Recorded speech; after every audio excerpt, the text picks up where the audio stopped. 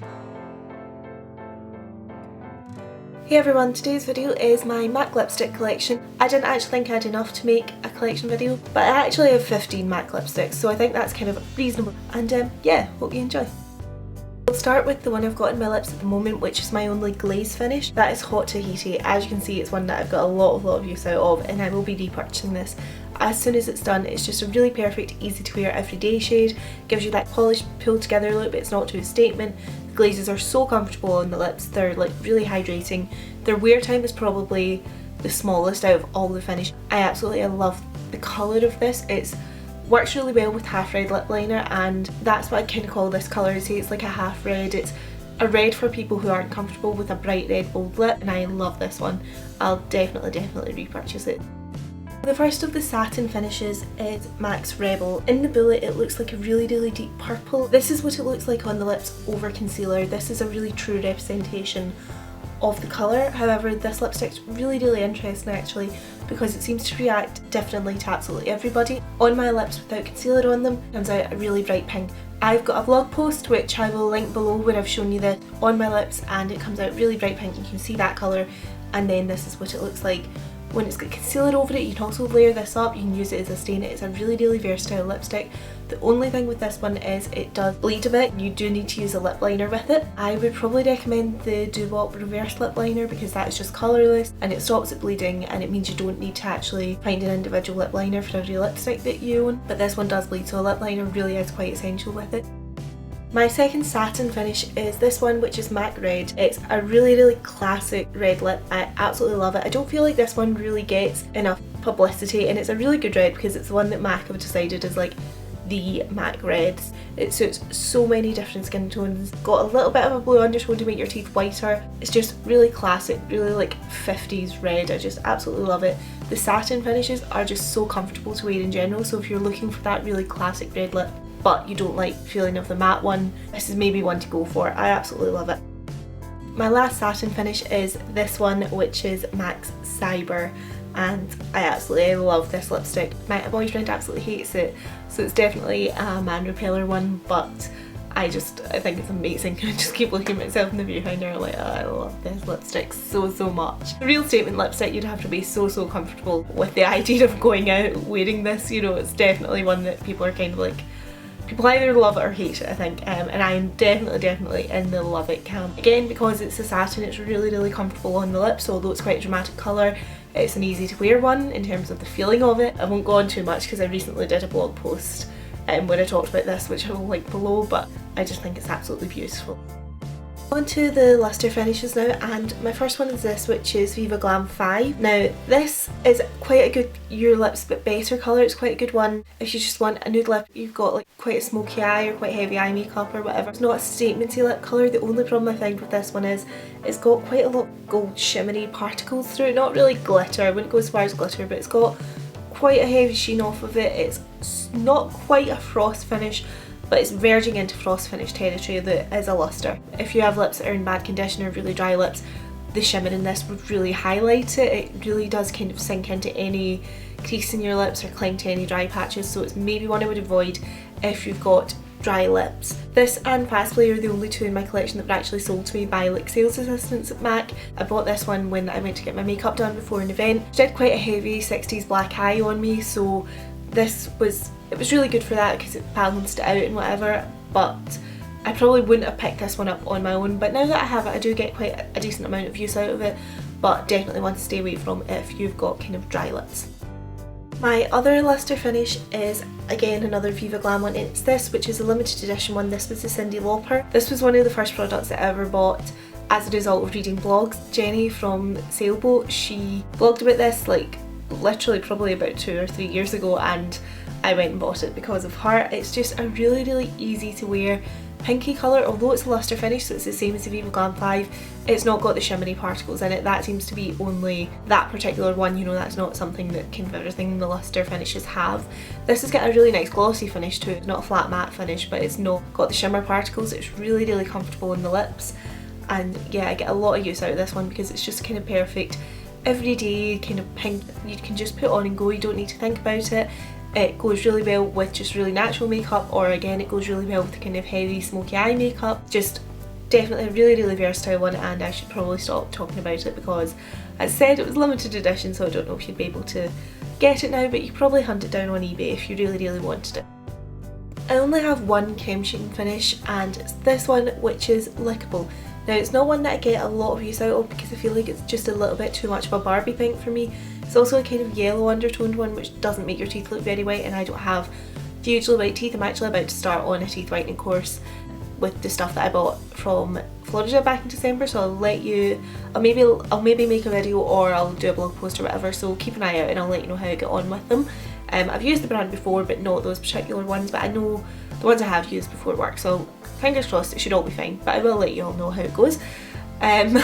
Little side note there. So this is Lickable, and I do like it. I feel like it's maybe just too much of a Barbie pink, and it's one of those strange things where I don't feel like it suits my personality. Like, I'm not really a kind of very light and fluffy kind of person, and for some reason I just don't feel like this.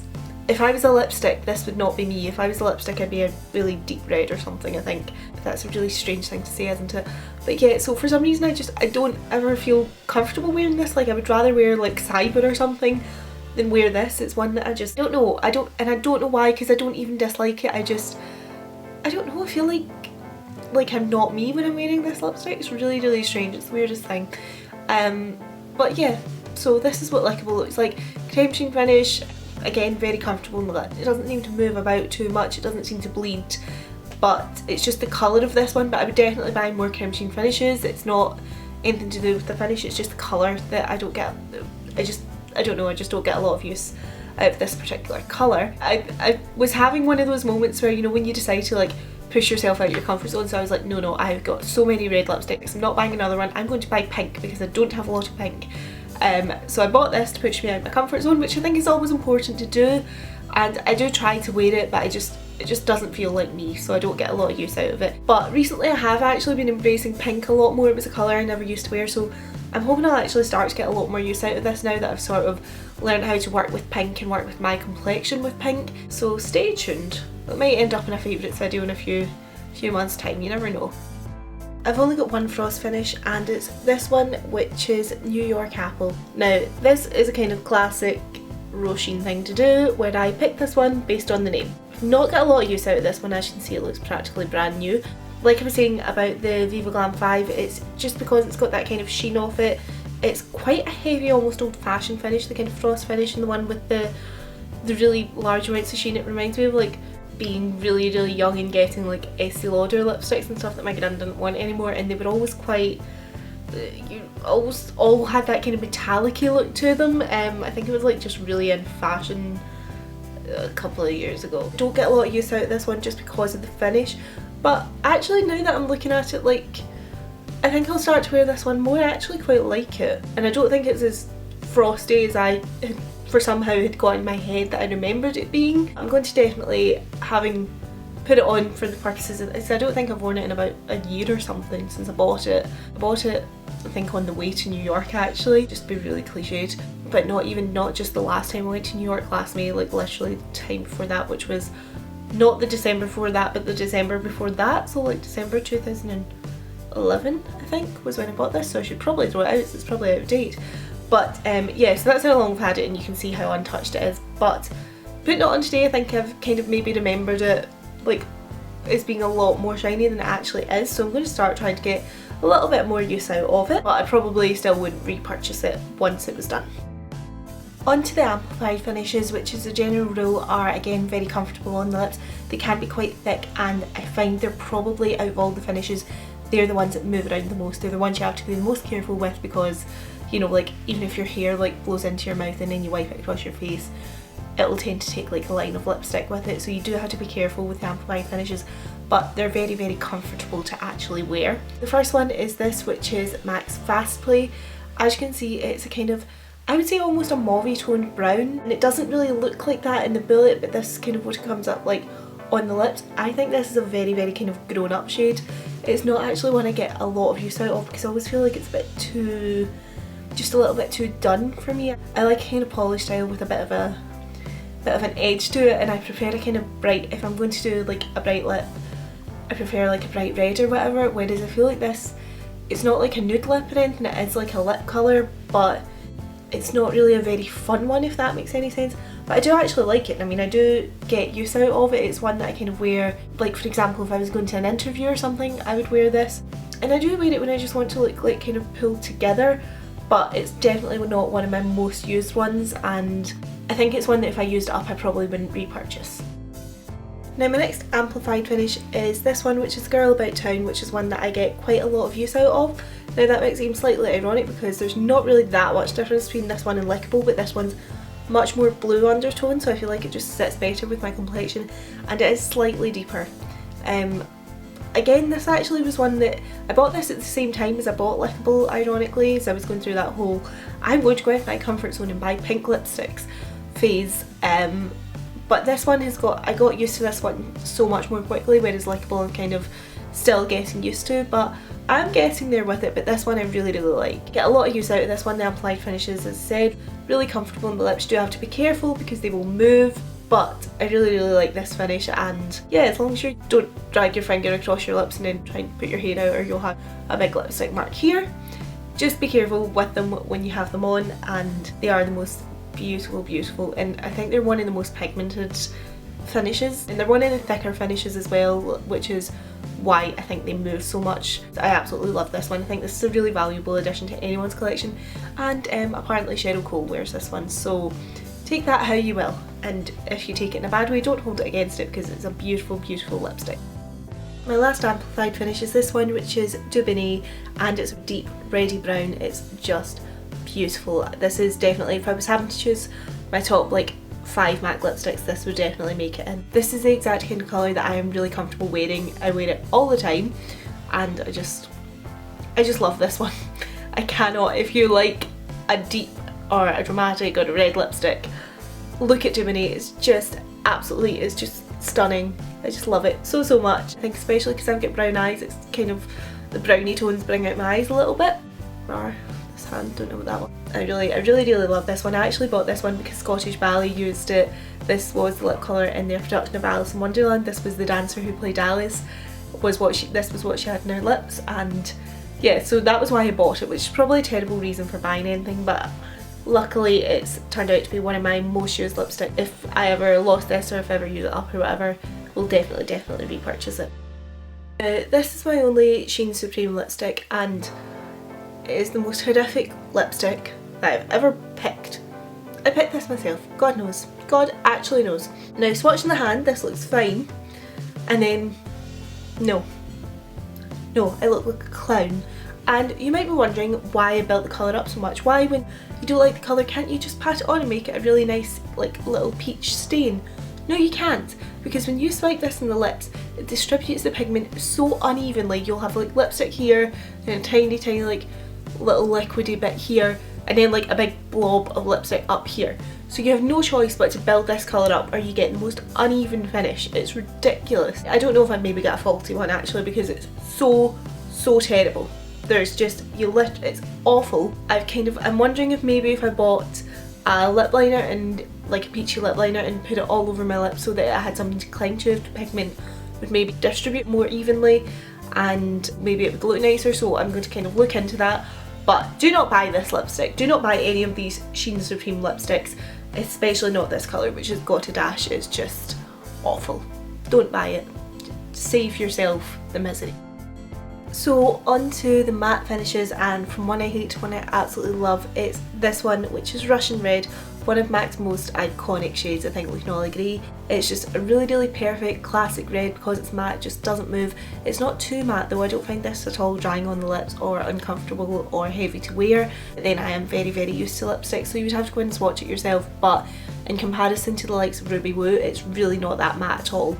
Really classic shade, makes your teeth whiter, which is always a good thing. Nobody wants yellow teeth, and yeah, can't say enough good things about this. It's got a really good reputation, so there's nothing I can say to add to that.